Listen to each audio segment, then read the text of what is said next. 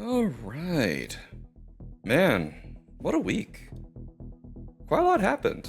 And quite a lot of things didn't happen. Oh boy.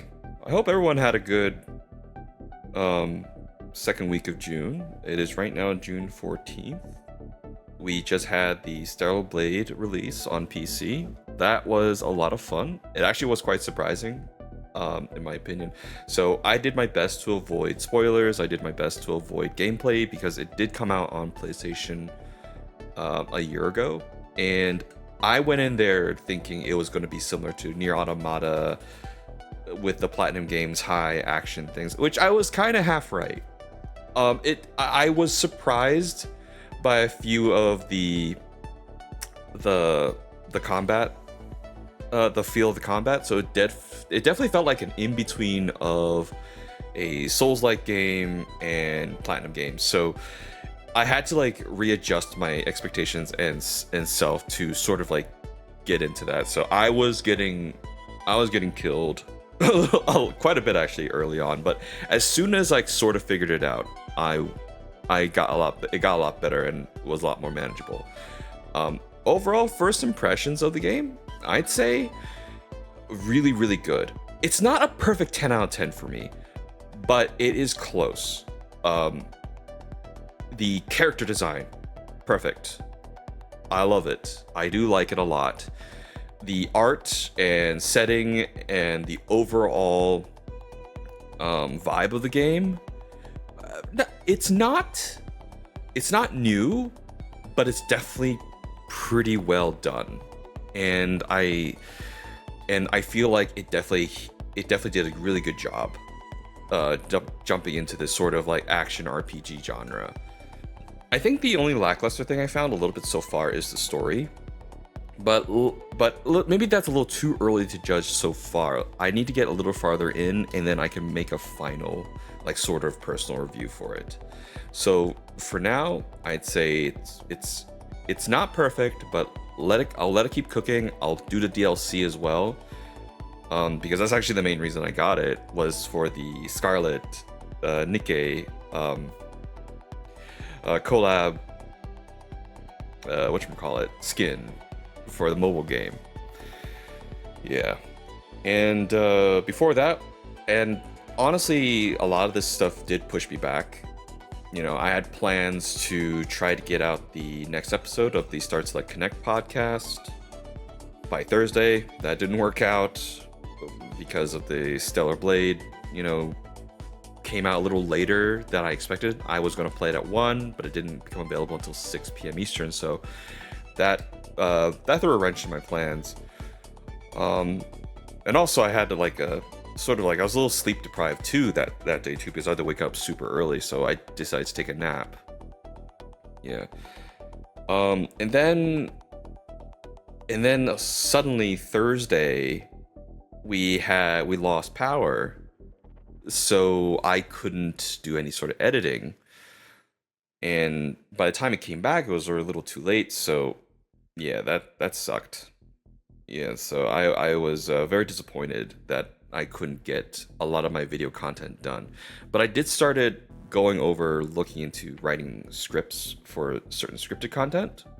So look forward to that. Mostly it's going to be about Mecha Break and Star Citizen, which are going to be probably the two mainstays if everything keeps it the current trajectory for my channel. But today is WarBotNiX Topix, and I kind of want to usually I take this time to sort of recap the week, as well as sort of go on a little bit of a personal rant on something that I was thinking of this week, and one of them is something I kind of want to touch on is, given the recent events, the recent releases, the recent companies bringing out new games, and the overall feeling consensus of the gaming community as a whole, is something that I like to call reputational currency. So reputational currency is, there's no finite number. It's something that you can perceive, that you can use something that you can leverage to either get more currency or just to lose it altogether to something else, or it becomes converted to a different type of reputational currency. So it can be converted to negative or can be converted to positive. And I feel like that's something that recently a lot of companies are just burning through, just betting on what little they have left to try to win short-term gains and not really caring about getting more reputational currency anymore because they feel that they're too big to fail. One company that I kind of want to just touch on is Nintendo. You probably heard us talk about Nintendo and, sort of like make fun of Nintendo at their expense during the recent podcasts that I've had. And to be honest, I had to go think. I'm like, yeah, like a lot of the words that we associate with Nintendo just a decade ago was still relatively positive. We associated family friendly, novel, quality, consistency. But when the Switch came out, there were some interesting things, that kind of peppered in its legacy. We had quality issues, we had monetization questions, we had instability to their network. It's like Nintendo just reached the 2010s era of, networking with their online services.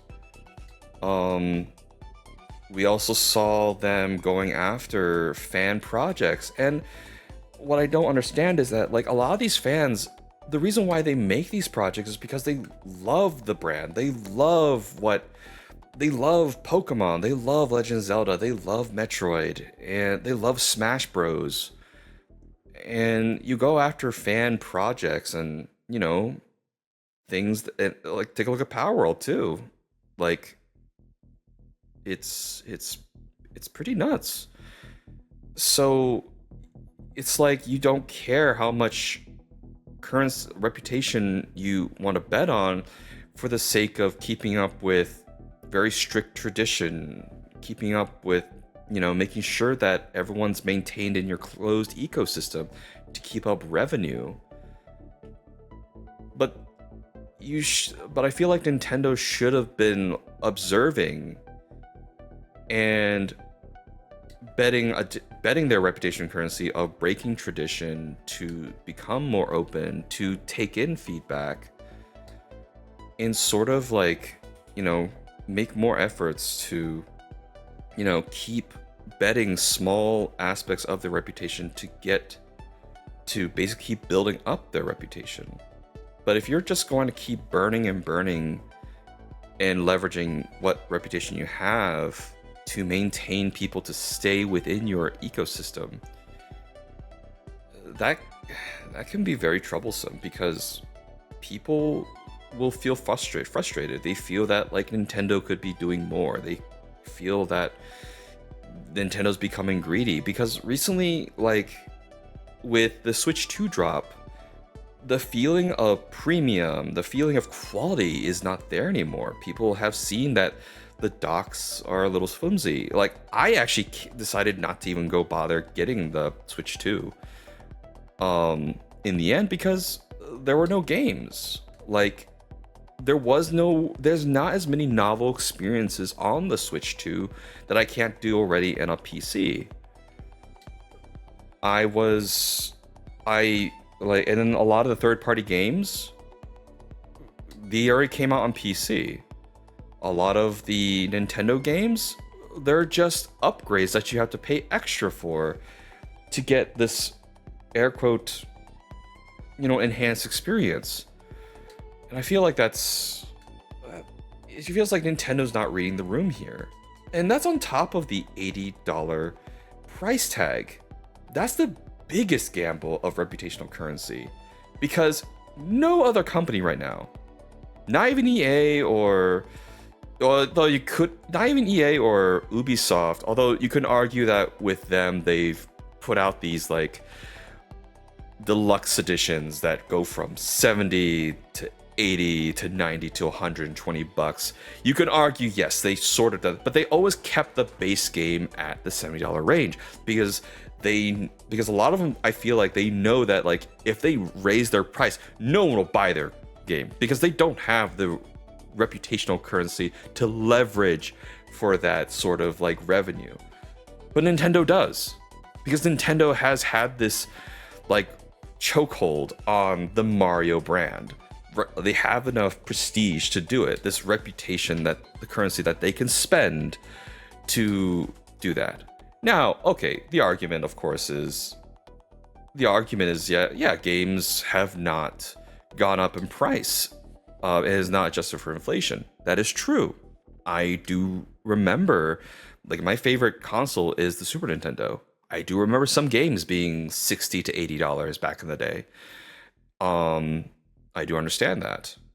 But it's also one of those things, like, given things how expensive things have become lately and how much people have to like start really like budgeting, is it worth putting towards what little, disposable income they have towards this hobby, which is getting more and more expensive. And so with all this coming down, you notice that like a lot of the words that associate with Nintendo is no longer positive as much anymore. You associate the word greed with them. You associate them with inconsistency. You associate with them with scummy. And you also heard me mention closed ecosystem. Like you can only use Nintendo branded stuff for the time being. It's kind of similar to how Apple does it. So, yeah, I guess Nintendo is really becoming the Apple of gaming. And I don't think, and I remember, like, I forget who it was, but one of them, somebody the higher ups has said that, like, Nintendo isn't competing. Nintendo is not really a video game company. They are more of a toy company. Then what's with the Switch 2 lineup of all these third-party games? It's like you say you're not competing, but you really seem to be having a hard time showing you're not. So I kind of just found that funny. Yeah. Yeah, and there's another reason why I want to talk about this is because another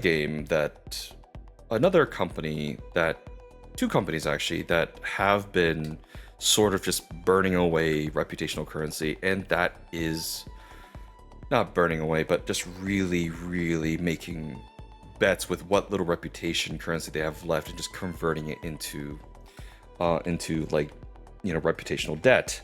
Yeah, that's a good idea. Let's call it reputational debt. And that would be CIG, Cloud and Pure Gaming, who makes Star Citizen.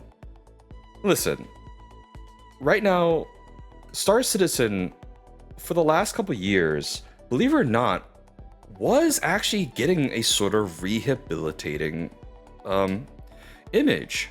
Squadron 42 really lit people's eyes. A lot of the game's stability recently is getting better.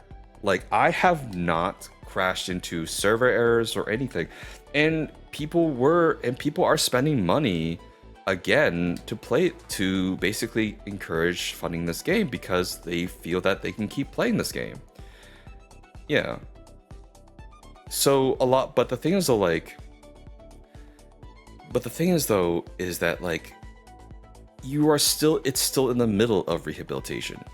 You still have these associative terms that really hold you back in the public sphere. You still associate Star Citizen with scam, vaporware, unreleased, alpha, not ready, instability. But just leading up to just recently, for the most part has been pretty quiet. CIG's CitizenCon and the last two CitizenCons really had that really big impression. People start associating it with groundbreaking,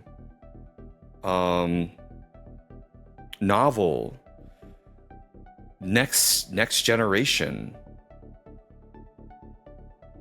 but you still get that sort of. But the thing is though, those are the other words that I previously mentioned still haven't gone away. It's still considered a scam to a lot of people, and I don't blame them. Because you're not getting what you paid for. As for me, I mean, I fly 315p and a couple other things right now, and this is a $70 package that comes with the game and everything. And I've had thousands of hours of enjoyment so far, despite, the bugs and everything. But it's something that I don't get. But this is experience I really don't get from any other company. And also, it really depends on what you get in return. Sorry for that off-topic tangent, but something that happened earlier, just under a month ago, really sort of just got rid of a lot of the goodwill that you were sort of clawing back up. And this is one thing too, reputational currency is easy to convert over, and it's so hard to convert back. You start accumulating this currency debt, this reputation debt, that just puts you into the negatives. And right now, like, and there is no way to settle this debt.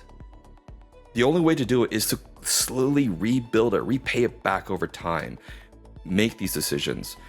And it's getting to the point where what I'm referring to was when they were selling blades. Okay, the blades themselves have very little consequence right now because of how much they do. Basically, these are little items that adjust the flight characteristics of a ship to make it, to sacrifice maneuverability for speed and vice versa. On the surface, it seems like small numbers, but the thing is though, it was a step too far because one, it was locked behind a paywall. They treated it like ships, where you couldn't get this, you had to pay for it. This is a feature, this is a gameplay mechanic that you introduced that can be impactful in the long run, because things will change with this game, because flight models will change. We just saw that coming, and we also saw, and you can probably make these blades better and worse. And on top of that is that if you have the blades added to your account, they are actually permanent on your account one way or another. So that's another thing too, because what if these blades become consumable? The person who bought it will be able to keep it on their account and keep regaining it back one way or another. And so it does become pay to win, more pay to win than ever. Yeah, and this not only struck the external public perception of this game, this entire company, and just burned what little reputation they were clawing back, because right afterwards we saw negative headlines after negative headlines, like cheap, easy, engagement that a lot of game journalists and influencers were ready to bite on, because this is easy clicks. But you also really burnt out a lot of your content creators, as well as your public, as well as your community. And a lot of my friends, we actually did a react when this happened from World of Warships. We felt this sense of deja vu, like this aggressive monetization and this massive disconnect move felt like the content creator, the CC exodus way back in the day. I think like 3 years ago it happened, and ever since then, Wargaming's player base has pretty much stagnated. A lot of their old veteran players have left, and they're getting more and more difficult to get new players. And on top of that, I hear they're also going through a lot of issues over in Leicester, but I'm not equipped to talk about that. So, but yeah, so it's just shame, because if it weren't for those blades, Invictus launch week would have been one of the best ones with the Idris and all that, with the Idris release and the new events. It's like I was actually having a very exciting time, but now with so much with this negative connotation going on, I really had to put my foot down. Like, you're not like any major purchases from me is going to be closed for pretty much the rest of the year. If it's going to be purchased, it's going to be small things like getting a paint here, going to finish up my CCU chain and all that. So that's about it. Yeah. And oh man, I'm going on for a while. So I'm going to make one last thing too. I do want to visit Ubisoft as well. I used to be a big Division fan, and I love the Division. And I still do. I love that IP. The story, the gameplay, and all that. But it was due to, the very slow drip feed of content and mismanagement that went on, I actually passed on playing the new DLC, the Brooklyn, like one of the most nostalgia invoking DLC came out just last month, and honestly, I was not feeling compelled to play it because it did not feel new. I wanted to know more about the story, but if I just want a story at that point, I might as well just go watch a recap video. Because Division 2 still felt more grindy. Still felt grindy, and it didn't feel like there was anything new really. So I didn't need to, I didn't feel compelled to engage in any of the new content. So yeah, and with Ubisoft lately, we just recently saw that some of their games weren't launching properly. And what the heck is going on, Ubisoft? Yeah, and also it just feels like, and I have this theory is that like Ubisoft is purposely devaluing their brand, burning their reputation to make it easier for acquisition. That's my theory. Yeah. Anyways, and you know what? Now that I think about it, when was the last time we heard anything like majorly negative about EA? EA has been that staple meme we go to for like basically burnt reputation companies. So I guess they're in the sort of lie in wait period. I don't know.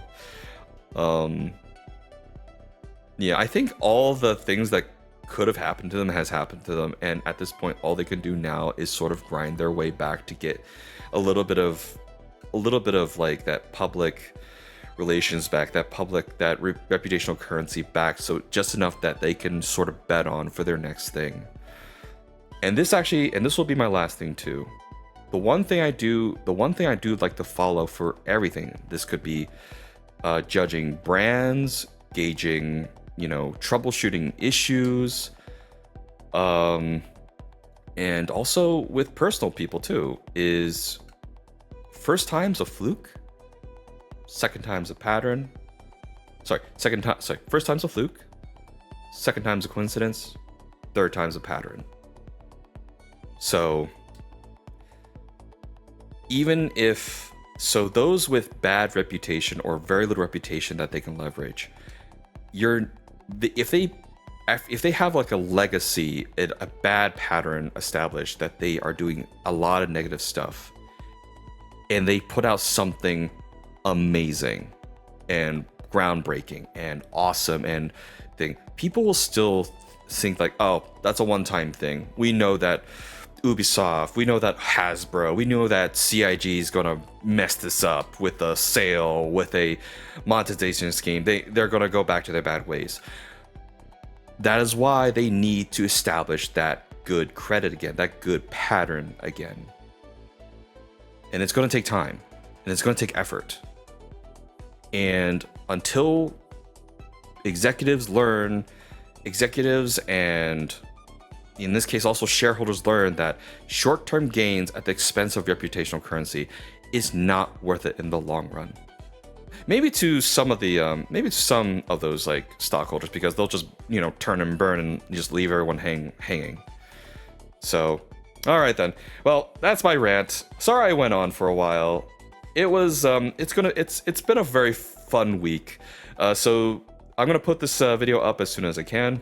Today is June 14th, so it is a Saturday. I do plan on streaming tonight as well as tomorrow. It'll be Star Citizen and Stellar Blade.